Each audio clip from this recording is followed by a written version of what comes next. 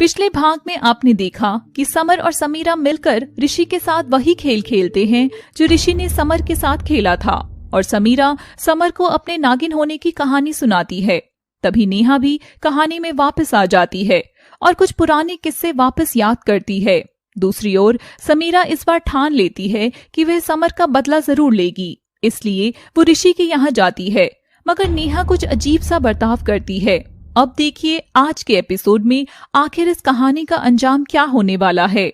आखिर दोनों भाई बहन के बीच ये चल क्या रहा है जो ऋषि के आते ही नेहा डर कर चुप हो गई। अरे समीरा, तुम यहाँ सुबह सुबह ही। समीरा समर के करीब जाती है।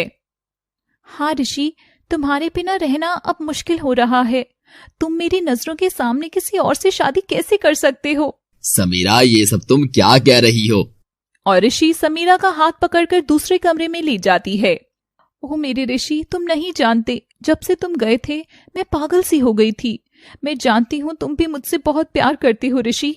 समीरा ऋषि के गले लग जाती है और उसके गालों को चूमने लगती है। समीरा दूर हटो, ये क्या कर रही हो तुम।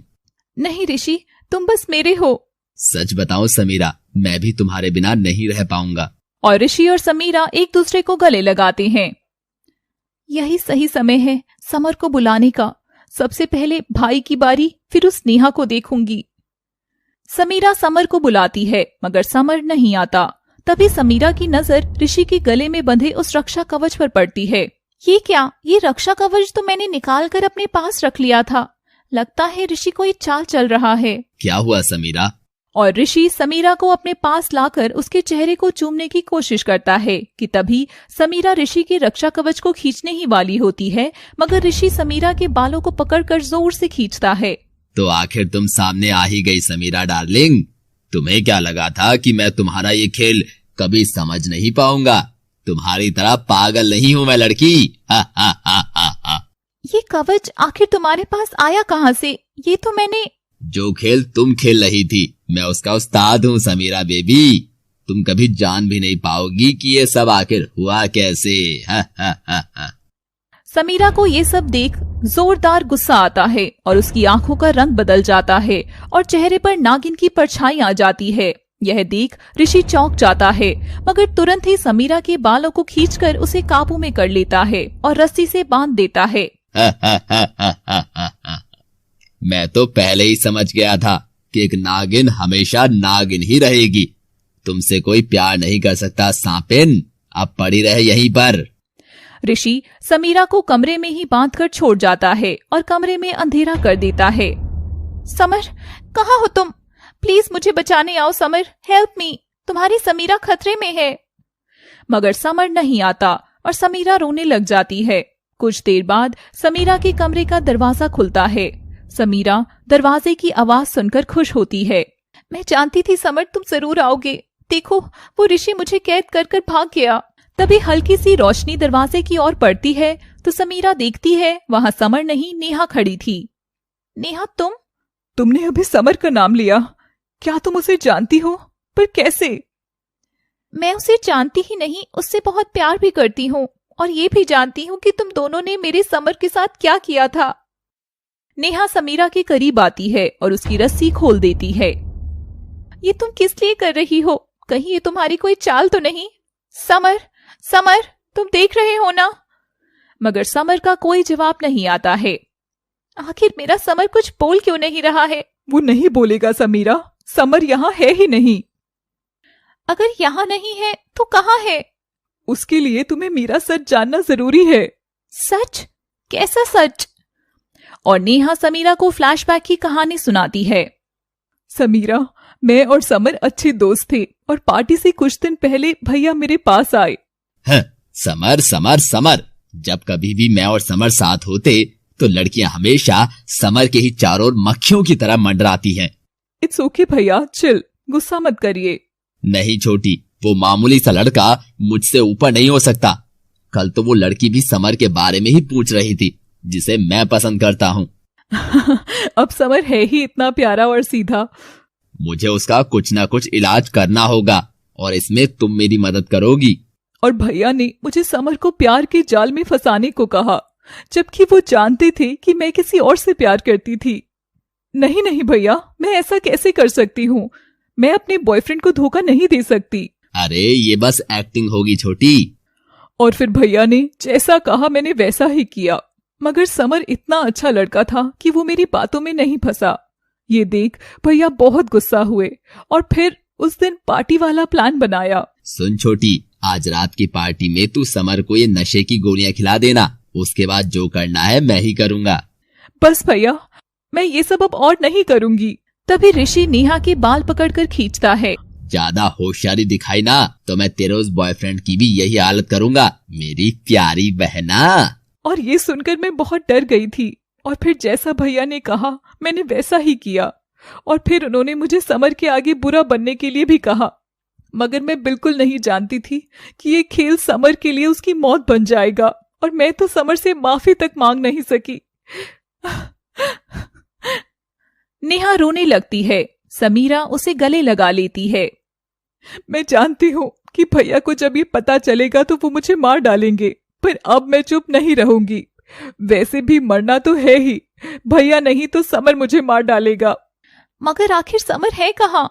अगर मैं गलत नहीं हूँ तो भैया आज सुबह शायद उसी तांत्रिक के पास गए होंगे और शायद उसने ही समर के भूत को कैद कर लिया होगा, इसलिए मेरे इतने बुलाने पर भी समर नहीं आया। नेहा, मुझे अभी बताओ वो जगह कहाँ है? आज उस दुष्ट को सजा मिलकर ही रहेगी। और समीरा नेहा के बताए उस पते पर पहुंचती है जहाँ खंडर के बाहर ऋषि की गाड़ी खड़ी हुई थी। नेहा एकदम सही थी, ये दुष्ट यहीं छिपा है। तुम चिंता मत करो समर, मैं आ गई हूँ। खंडर के अंदर तांत्रिक ने समर के भूत को वैसे ही घेरे के अंदर कैद कर रखा था, जिसके चारों ओर आग जल रही थी। पास में ही ऋषि बैठा हुआ था। बाबा मुझे बचा लो इस भूत से, बदले में आप जो मांगोगे मैं दूंगा। तभी तांत्रिक एक बोतल उठाता है और मंत्र फूंककर समर के भूत को उस बोतल में कैद कर लेता है। अब ये आत्मा इस बोतल में कैद हो गई है। अब मैं इस बोतल को जैसे ही तोड़ूंगा, समर के भूत की सारी शक्तियां अपने अंदर लेकर इसे हमेशा के लिए खत्म कर दूंगा।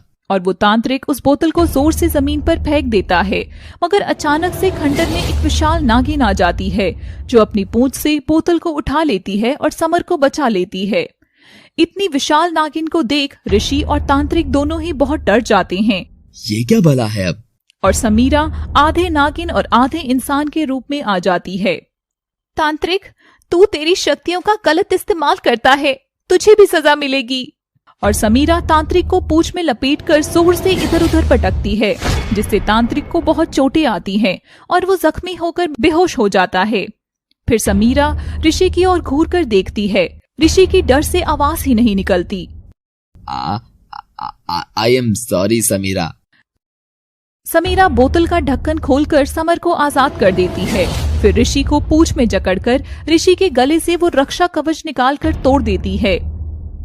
समर, ये तुम्हारा कातिल है, इसे सजा देने का हक तुम्हें ही है, मगर मैं चाहती हूँ कि ये मेरा गुस्सा देखे।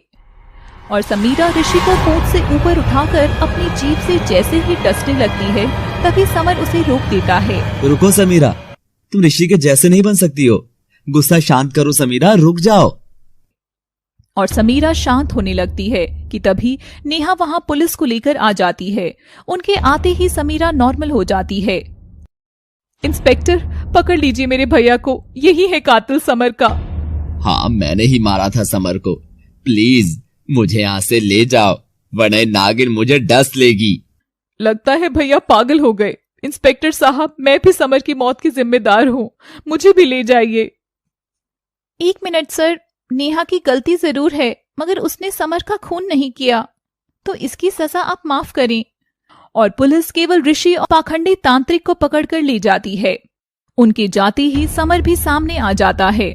समर को देख नेहा अपना रक्षा कवच फेंक देती है और समर के पांव में गिरकर माफी मांगती है।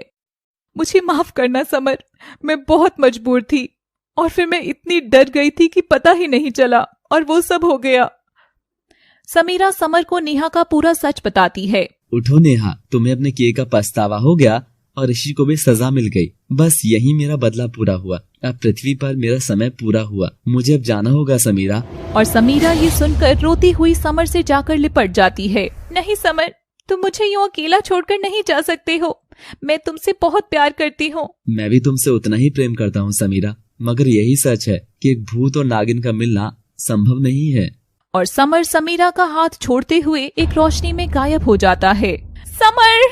समीरा ये देख बहुत रोती है और नेहा के साथ घर लौट आती है। समर के जाने के बाद समीरा बहुत शांत रहने लगी थी और फिर 1 साल बाद समीरा की फैमिली समीरा का बर्थडे मना रहे होते हैं, मगर समीरा चुपचाप दूर बैठी थी। समर, 1 साल पहले आज के दिन ही तुम मेरी जिंदगी में आए थे। तुम मुझे यूं अकेला छोड़कर क्यों चले गए समर? तभी अचानक घर की लाइट्स चली जाती हैं और समीरा जैसे ही उठती है उसका पाँव मुड़ जाता है, मगर तभी उसे कोई पकड़ लेता है। तभी लाइट्स भी ऑन हो जाती हैं। जैसे ही समीरा उस लड़के को देखती है बस देखती ही रह जाती है। Happy birthday madam. समर तुम? और वो लड़का बिल्कुल समर जैसा ही था। समर तो नहीं, मगर हाँ मेरा नाम समीर जरूर है, मगर आपको अच्छा लगे तो आप मुझे समर बुला सकती हैं। और समीरा बिना कुछ बोले समीर को गले लगा लेती है। तभी उसे कांच में समर के भूत की परछाई दिखती है। मैं तुम्हें अकेला कैसे छोड़ देता मेरी जान, अब से समर नहीं तो समीर तुम्हारे साथ हमेशा होगा। और समीरा समीर की ओर देखकर मुस्कुराती है और दोनों गले लगते हैं। ऐसी ही इंटरेस्टिंग कहानियों को देखने के लिए लगातार जुड़े रहिए हमारे